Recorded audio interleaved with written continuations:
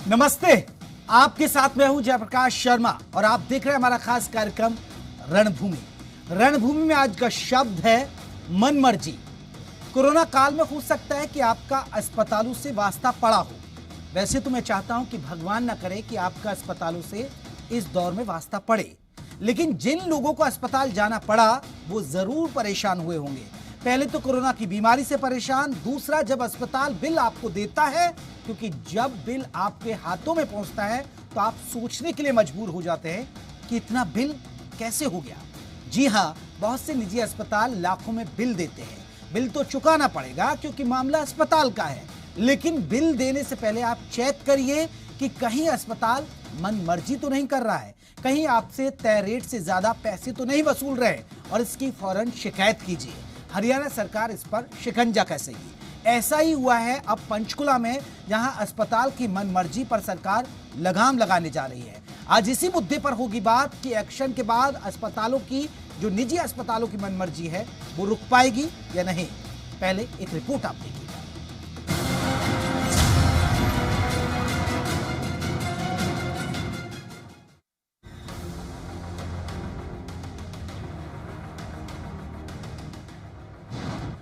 अस्पतालों की मनमानी पर सख्त सरकार, मनमाने बिल वसूलने पर कसी जाएगी लगाम। स्पीकर की शिकायत पर एक्शन में आई सरकार। महामारी में मुनाफाखोरी नहीं चलेगी।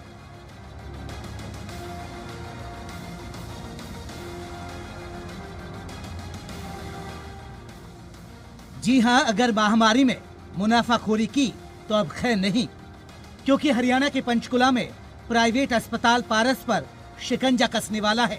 पारस अस्पताल पर कोरोना मरीजों से मनमाने बिल वसूलने के आरोप पर स्वास्थ्य मंत्री अनिल विज सख्त हो गए हैं। अनिल विज ने इसके लिए 3 सदस्य कमेटी का गठन कर 1 हफ्ते में रिपोर्ट मांगी है। जांच कमेटी गठित की है। ये 3 सदस्यीय समिति होगी और जिसकी अध्यक्षता मेडिकल एजुकेशन के डायरेक्टर डॉक्टर शलीन करेंगे और एक चीफ अकाउंटेंट इसमें रखा गया है। इनको 7 दिन में रिपोर्ट देने के लिए कहा गया है। जो रिपोर्ट आएगी उसके ऊपर सख्त से सख्त कार्रवाई की जाएगी।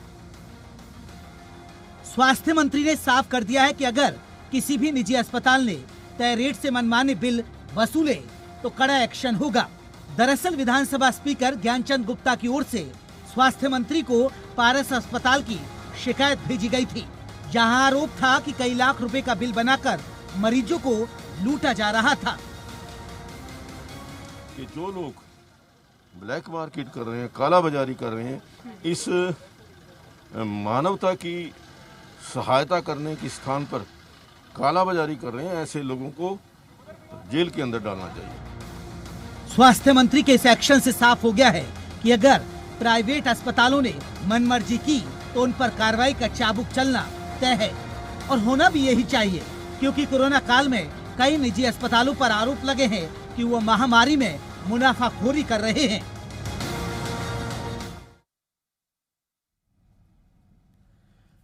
तो आज इसी मसले पर हम चर्चा करेंगे कि महामारी में जो मुनाफाखोरी हो रही है, जो मुनाफाखोरी कर रहे हैं, जो लगातार बिल दिए जा रहे हैं, लाखों बिल दे दिए जाते हैं, मरीज को वैसे ही वो बीमारी से परेशान रहता है, लेकिन क्या अब उस पर अंकुश लगेगा? पहल तो सरकार ने की है, लेकिन इस एक्शन के बाद क्या निजी अस्पतालों की मनमर्जी रुक पाएगी? इस पर चर्चा करेंगे। हमारे साथ 3 खास मेहमान हैं। मैं अपने मेहमानों का परिचय करा दूं।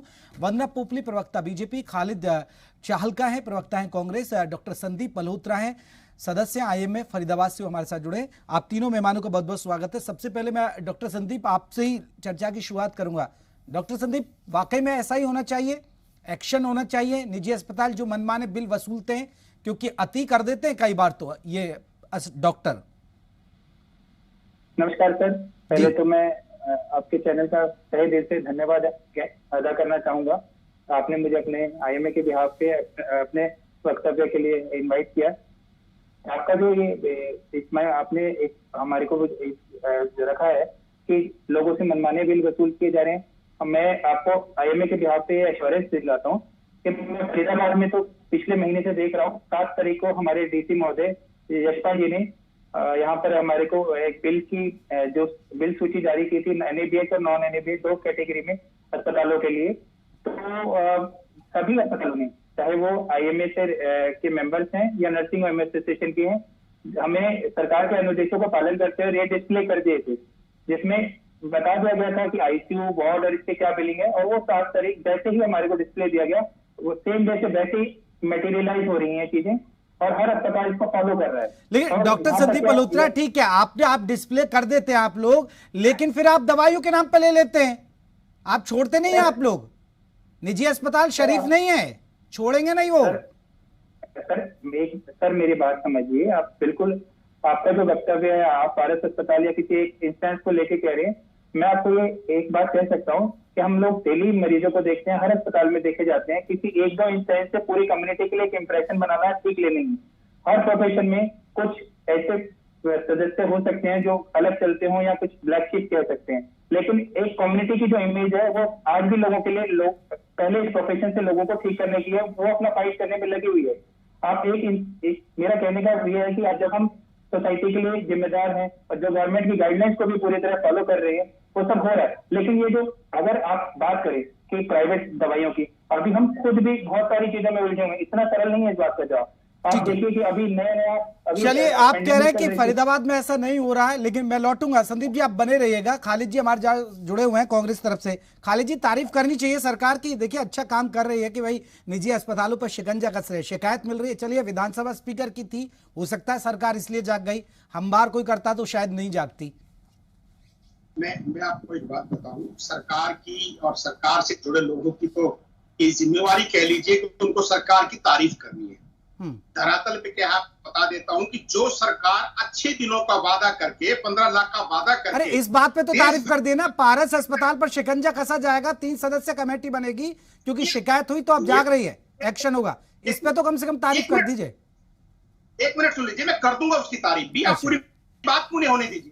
कि जो सारी चीजें दिखाकर इस प्रदेश और देश में सरकारें आई थी, आज स्थिति क्या है, जो लोग जिंदा बच जाएंगे वो उनके लिए सबसे बड़ा विकास होगा। अस्पतालों की जो हालत है, अगर मैं पारस की आप बात कर रहे हैं, पारस के अलावा गुड़गांव, फरीदाबाद आसपास का जो NCR एरिया है, उसमें जो हॉस्पिटल में लूट मची है, और जिस तरह के आप वहां देखेंगे कि एक जनरल आपको ऑक्सीजन वार्ड चाहिए तो 15,000 रुपए चार्ज होंगे, आपको ICU में बेड चाहिए तो 30 से 40,000 रुपए चार्ज होंगे, और अगर आपको वेंटिलेटर का बेड चाहिए तो आपको लाखों रुपए चुकाने होंगे। ये सरकार जो अच्छे दिनों का वादा करके आई थी, उसकी स्थिति है।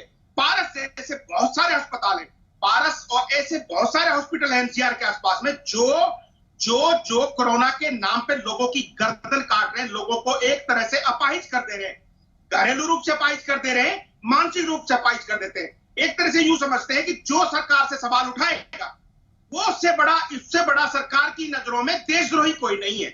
आपको सरकार की तारीफ करनी है, आप सरकार के अधिकारी हैं, चाहे आप सरकार के किसी पार्टी के प्रवक्ता हैं, आपकी जिम्मेवारी है कि आप तारीफ करिए, अन्यथा आपको देशद्रोही का तमगा यह सरकार दे देगी। इसी तरह पारस हॉस्पिटल और उसकी कमेटी का हाल रहेगा। अगर वो लोग अच्छा नहीं दिखाएंगे, अच्छा नहीं करेंगे, तो वो देशद्रोही होंगे सरकार की। ठीक है, वंदना जी से जवाब ले लेता हूं। वंदना जी, ये क्योंकि विधानसभा स्पीकर साहब ने ये बात उठाई इसलिए एक्शन हो गया। मेरा जैसा कोई साधारण आदमी शिकायत करता तो शायद नहीं आप जागते, क्योंकि देखिए कांग्रेस को तो हजम नहीं हो रहा है। कांग्रेस तो और उदाहरण दे रही है, आपने सुनी लिया होगा खालिद जी को। देखिए, मैं खालिद जी की बात का भी जवाब दूंगी। सबसे पहले आपकी बात का जवाब दे दूं।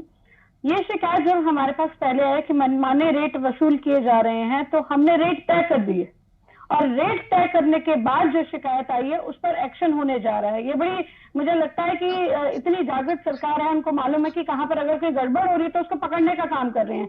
चाहे उसमें वो कांग्रेस ही पकड़े जा रहे हैं कालाबाजारी करते हुए, या कोई हॉस्पिटल ऐसे हैं जो ज्यादा पैसे वसूल रहे हैं, तो हम उनको पकड़ भी रहे हैं और एक्शन भी ले रहे हैं। जहां तक खालिद जी का सवाल है, सुन लीजिए खालिद जी रुकिए, अभी खालिद जी रुकिए, अगर आप बोलेंगे ना सुन नहीं पाएंगे एक दूसरे को ना।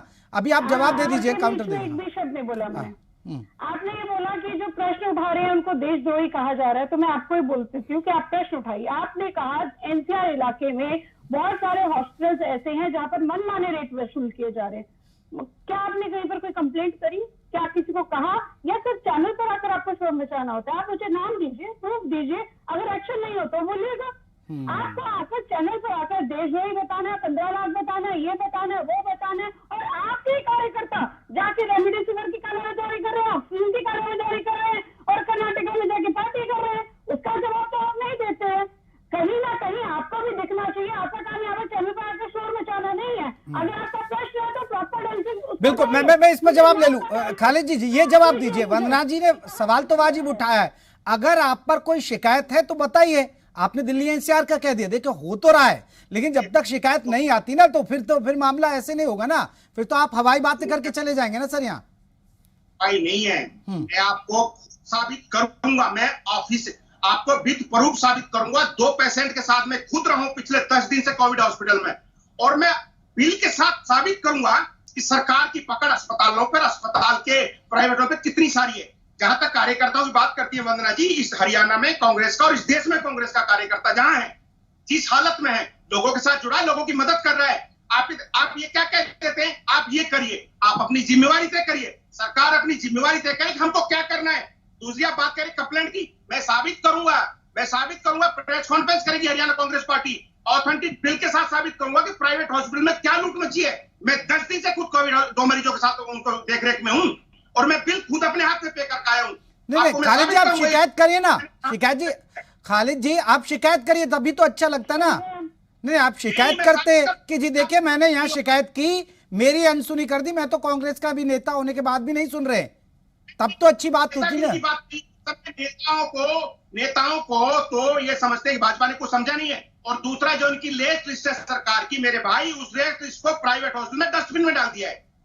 उसकी इतनी वैल्यू है। मैं वंदना जी आपसे रिएक्शन लूंगा, पहले एक रिएक्शन में संदीप जी से एक बार जा रहा हूं। मैं आ रहा हूं। खालिद जी ने जो सवाल उठाया, डॉक्टर संदीप मल्होत्रा, वाकई में देखिए फरीदाबाद में आप कह रहे हैं कि बहुत अच्छी स्थिति है, हम फॉलो करें, लेकिन अंदर खाने सच यही है कि एक वेंटिलेटर या आईसीयू बेड के लिए पापड़ बेलने पड़े। चलिए अब थोड़ी सी स्थिति ठीक हो गई। लोगों का यहां तक आरोप है कि अधिकारियों तक पैसा जाता है, ऊपर लेवल तक पैसा जाता है, और बेड का इंतजाम करने के लिए मोटा पैसा देना पड़ता है। सर संदीप जी। सर मैं आपसे एक बात कहना चाहूंगा कि प्राइवेट अस्पतालों में, सरकारी तो चलो है ही है, तो हम लोग जो एडमिनिस्ट्रेशन है, अगर मुझे अपने किसी रिश्तेदार को भी एडमिट कराना पड़े तो बेड तभी मिलेगा जब वो खाली होगा, चाहे मेरे को अपनी पेरेंट्स का भी इलाज कराना हो।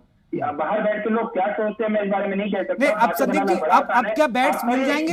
नहीं संदीप जी, क्या फरीदाबाद में बेड्स मिल जाएंगे अभी? बात बताइए सर, मैं आपसे एक बात, पहले मुझे कंप्लीट कर लेने दीजिए सर। सर मैं एक बात कहता हूँ कि यहाँ पर कितने अधिकारियों का मेरे अस्पताल में मरीजों के लिए वेंटिलेटर, बाईपास के लिए फोन आया। मैं रेस्पिरेटरी फिजिशियन हूँ, मेरा संतोष हॉस्पिटल में, मैं यहाँ पर तो हम लोगों को कितनी बार उनको सॉरी बोलना पड़ा। ये बात जो आप बनाई, आप कह रहे हैं कि पैसे देके, ऐसे देके, वैसे देके, सबसे पहले और लास्ट में डॉक्टर का धर्म सिर्फ मरीज को बचाने का होता है, पहला और आखिरी। मुझे इस बात का फर्क नहीं पड़ता कि कांग्रेस वाले कुछ बोले या मेरा हॉस्पिटल को लेकर मैं अपने पुलिस को भी जानता हूँ।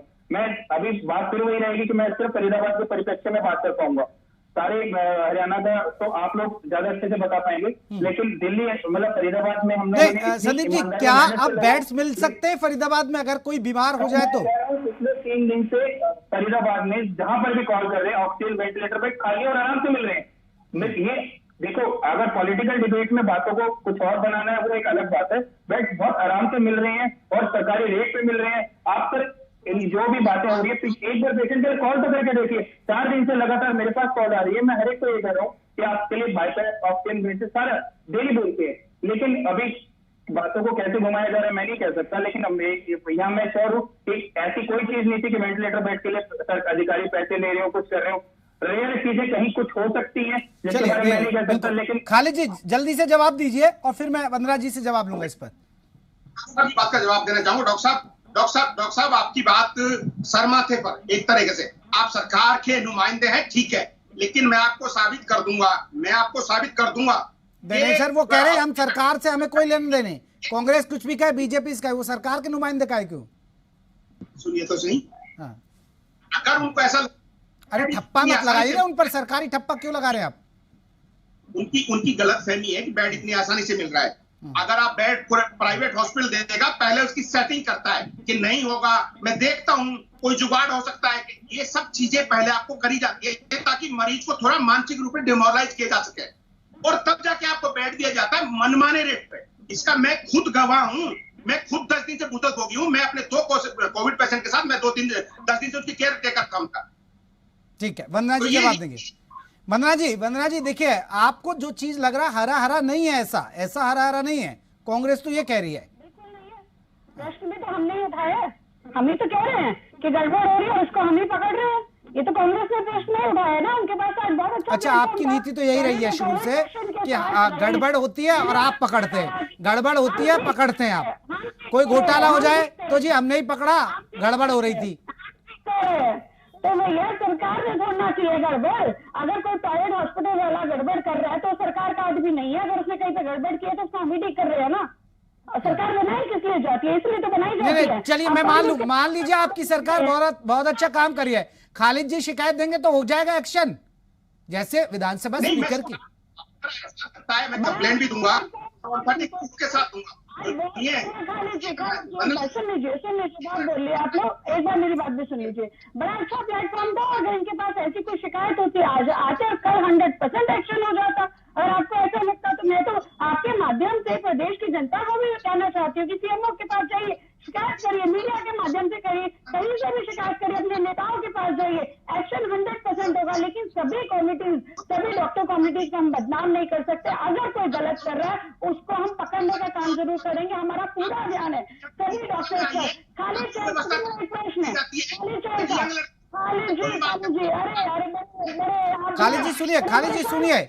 खालिद जी सुनिए, हम छोड़िए आपको ना, खालिद जी रुकिए तो सही, खालिद जी रुकिए, आपके दर्द को हम प्रवक्ता छोड़िए, हम आपको एक पीड़ित के तौर पर ले रहे हैं। पहले आप बताइए किस अस्पताल में आपके साथ हुआ, फिर वंदना जी मदद करेंगे आपकी। देखिए आपका सहारा बन रही है वंदना जी। वंदना जी की मदद की बात में है, सरकार की कमी हम गिनाएंगे, हम उसको प्रूफ के साथ पेश करेंगे। मैं करूंगा, मैं खुद करूंगा, मैं ऑफिशियली आप इस मेरे बयान को रिकॉर्ड रखिए। मैं बिल के साथ सरकार ने जिस हॉस्पिटल को कोविड केयर सेंटर बना के रखा है, जो सरकार की लिस्ट में है एनसीआर गुड़गांव में, मैं साबित करूंगा कि अरे नाम बता दीजिए ना सर, क्या हो गया, नाम बता दीजिए वंदना जी, अभी से करवाएंगे कार्रवाई, या अभी आला कमान से पूछ के बताएंगे कि भाई नाम बताना नहीं बताना है। देखिए हम आपको प्रवक्ता कांग्रेस का नहीं आंक रहे, अभी फिलहाल हम पीड़ित के तौर पर आपसे बात कर रहे हैं, क्योंकि आपने खुद कहा कि मैं परेशान हूं, मैंने धक्के खाए।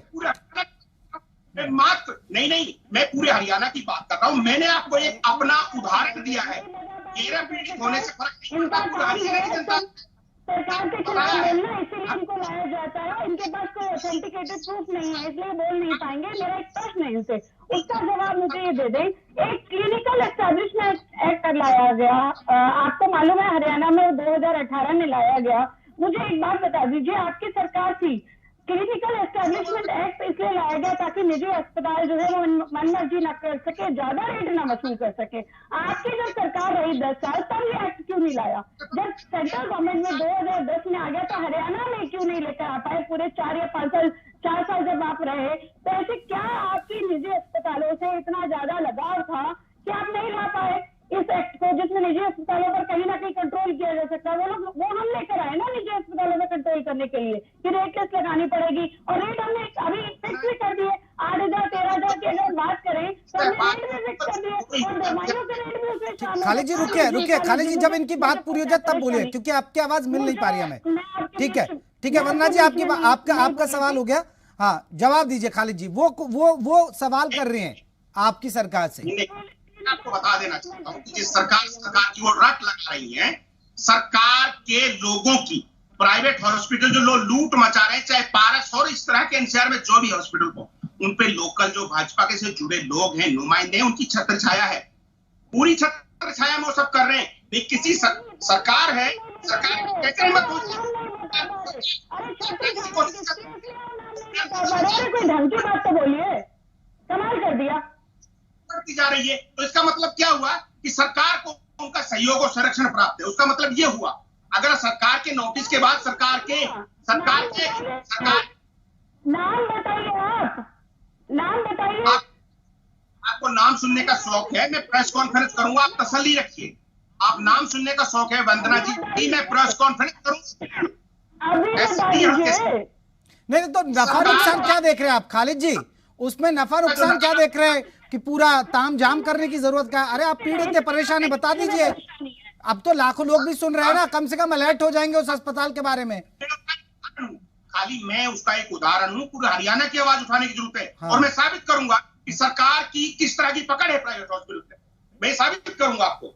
ये अभी तामझाम की जरूरत नहीं है, हम हरियाणा की आवाज उठाने वाले हैं। मेरे साथ जो क्या हो रहा है, मेरा दुख एक अलग है, इसमें हरियाणा की देखना पड़ेगा। दिख रहा है कांग्रेस के कार्यकर्ता पकड़े जा रहे हैं, आप किस तरह से आवाज उठा रहे हैं, सबको पता चल रहा है, बताने की आवश्यकता नहीं है। कुछ नहीं पता चल रहा आपके तंत्र में, आपके सिस्टम में। आपको पता है कि लाशें को कुत्ते नोच रहे हैं, ये आपकी आर्टिफिशियल कमी लाने की, आपकी जो टूल किट है उसने बता दिया। आप चाहते हैं बार बार शमशान दिखाना, लाशें दिखाना, ये आपका काम है।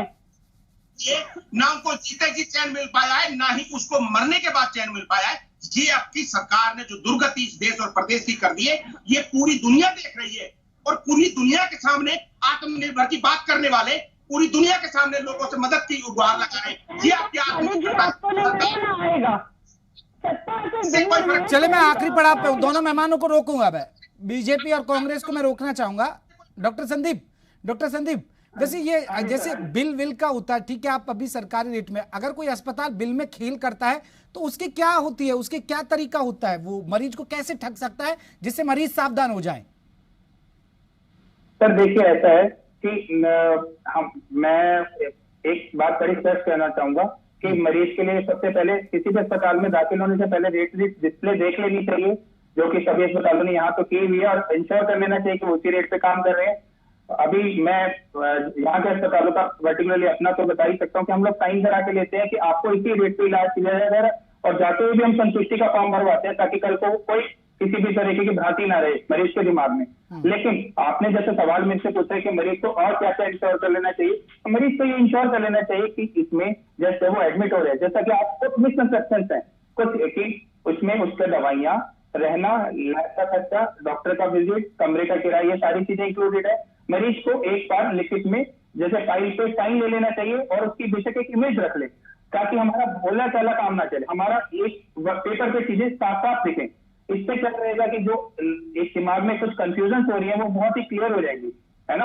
बस ये वाली बात है इससे, और ज्यादातर हम इस चीजों को कंप्लाई कर रहे हैं, समझ रहे हैं। लेकिन मैं एक बात और डाउट क्लियर कर दीजिए सर, जो आपको सुन रहे हैं संदीप जी, ये कई बार क्या होता है कि फिर दवाइयों के नाम पे भी तो लूट लेते हैं ना अस्पताल, बिल में दवाइयां लगा देंगे कि ये इतनी महंगी, बेचारा आम आदमी कहाँ उसको दवाइयों की नॉलेज है। सर मैं आपको एक बात बताऊं कि एक्चुअली फैक्ट को लाना बहुत मुश्किल है, अफवाहें फैलाना बहुत आसान। आप इस बात समझिए, एक पेशेंट है जो वार्ड में एडमिट, एक पेशेंट है जो वेंटिलेटर पे, जो आईसीयू में, 99% सारी चीजें हम कवर करते हैं, सारी चीजें। अब आप म्यूकोरमाइकोसिस का कोई पेशेंट कहीं एडमिट हो गया जिसके लिए एम्फोटेरिसिन मिल ही नहीं रही, आप समझिए कि उस टाइम डॉक्टर को मरीज की जान बचानी है, तो कहीं से। अरे सर, आप लोग जान तो बचाते हैं, बहुत बहुत शुक्रिया, लेकिन लूटने में भी कोई कसर नहीं छोड़ते निजी अस्पताल। छोड़ दीजिए इन बातों का। बहुत बहुत शुक्रिया आप सभी मेहमानों का, लेकिन ऐसे अस्पतालों पर शिकंजा होना चाहिए जो गलत कर रहा है, क्योंकि गलत कर रहा है तो कसना जरूरी है, क्योंकि आम आदमी पहले ही बीमारी से परेशान है और फिर इस तरह की स्थिति आती है तो वाकई में उसके लिए बहुत ही बड़ा होता है कि लाखों के बिल दे दिए जाए। सोचिए कि पारस अस्पताल 7 लाख का बिल था, जब स्पीकर साहब ने कहा तब 2 लाख कर दिया, 5 लाख गायब, यानी 5 लाख की लूट हो रही थी उस मरीज से। जाग रही है सरकार, चलिए जागे तो अच्छा है। नमस्ते।